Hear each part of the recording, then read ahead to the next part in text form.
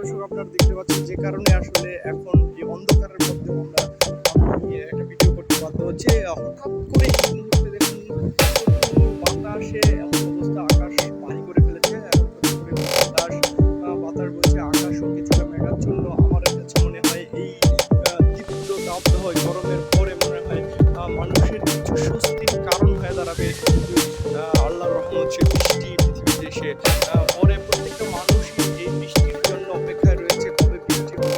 আপনারা দেখতে পাচ্ছেন আকাশ অনেকটা মেঘাচ্ছন্ন, যদিও ক্যামেরা রেজলিউশনে অতটা সুন্দর পাইনি, তারপরেও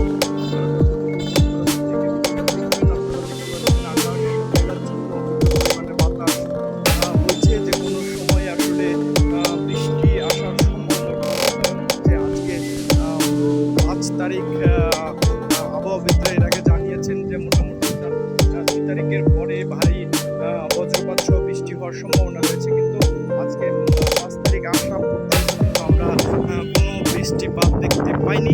কিন্তু আমাদের এই চতুর্দিকের বাতাস যেভাবে বইছে মনে হয় যে বৃষ্টি হওয়ার তীব্র সংকট রয়েছে এবং আমরা সকলেই দোয়া করছি যাতে এই বৃষ্টিটা হয়। বৃষ্টিটা খুবই জরুরি, খুবই দরকার। আমার কাছে মনে হয় এই মুহূর্তে এই বৃষ্টিটা না হয়